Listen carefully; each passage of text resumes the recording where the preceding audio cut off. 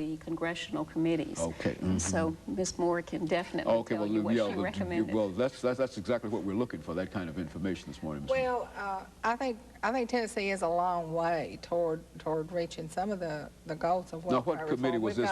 This was the subcommittee on human resources. Congressman Harold Ford is chair of that committee. But while Tennessee has moved a long way, I think the whole country could move much further. Certainly, there's been a lot of talk about limiting welfare to 2 years and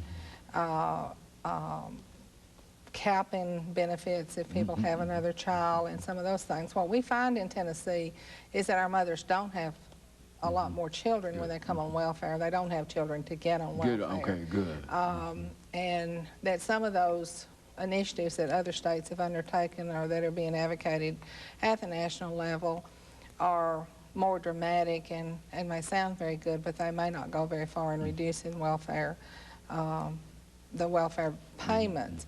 I think we all feel very strongly that the best welfare program is a good job, and that our best chance of helping these individuals is to get them educated and trained and into the workforce, to lower the teen pregnancy rate. And I do admire the Clinton administration for making that a prime focus of their welfare reform movement.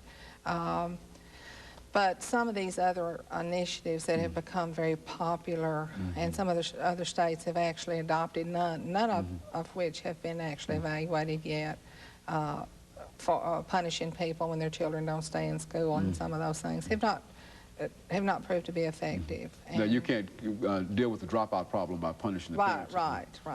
But I think some of the things Patricia was saying, all agencies are losing money. You know, federal dollars are shrinking and state dollars are always difficult to come by. And so more and more agencies are having to move together and start realizing that they serve the same population and that we have to pool our resources.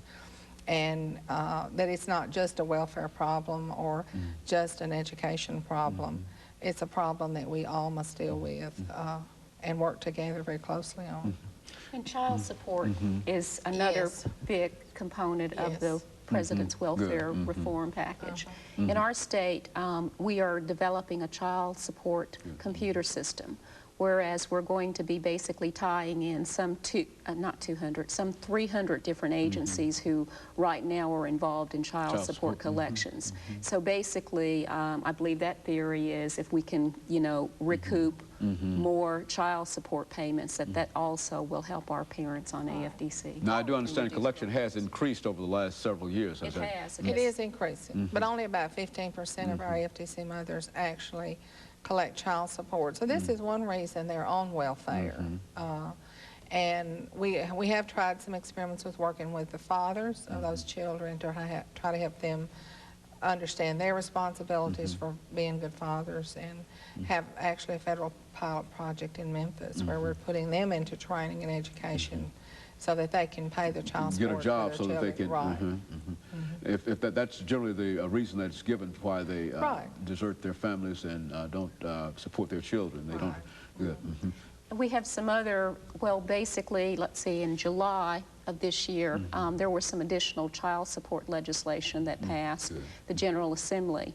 Now it's easier to establish paternity of a child, so we're getting laws like that on the books too, to try to help you know, us collect more child support.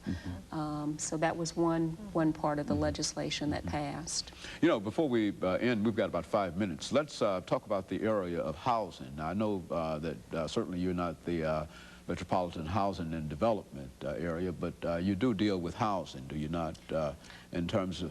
Yes, we work very closely with public housing. We have special JobsWork programs in all the 4 urban areas and in some 2 other areas of the state where we work with housing developments in that housing development to try to bring as many services as we can here in Nashville everybody's heard about the Dollar General project at Sam Levy Homes, but there's also a clinic. Yeah, we'll talk about and a that because school. I don't think, I mean, people might have heard about it, but I'm not Yeah. sure how widespread that and how Well, successful has that been for accomplishing jobs work. Well, it's been very successful.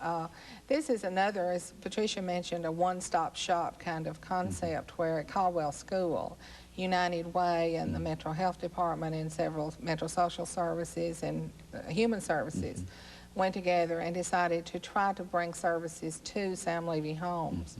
And as a part of that, the Dollar General Corporation recognized that there was few opportunities over there for employment in that neighborhood and even few opportunities for people to shop.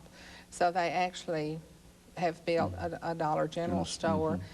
We have a JobsWork Learning Center next to, within the building next to the store, where residents can go into training and can get their GED, learn life skills and some of the other things they need to know before they go to work. And then they can move into the store and actually work part-time. Many of them have gone on to State Tech or to the vocational school or into jobs at some of the banks around town.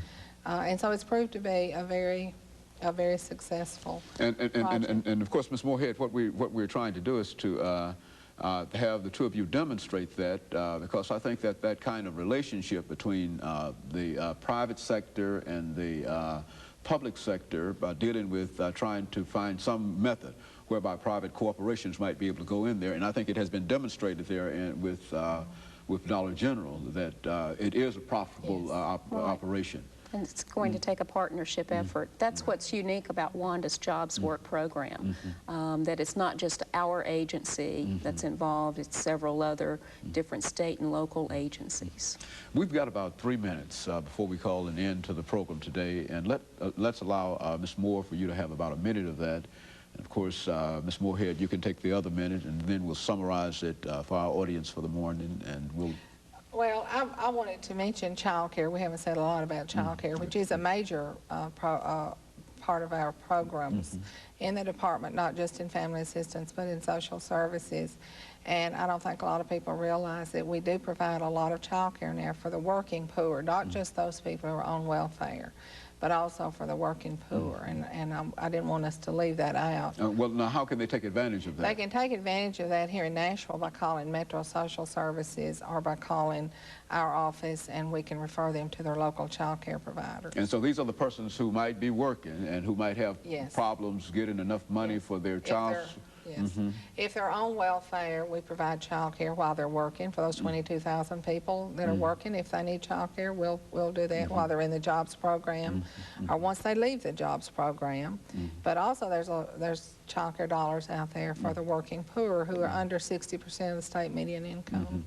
So, and of course, this helps to deal with the argument, I think, Ms. Moorehead, in which people often claim that it's difficult to get off welfare because they can't find child care and et cetera. And so the state government and the federal government, in a real sense, is supplementing providing those additional support services that they need to, you know. You've got about a minute, Ms.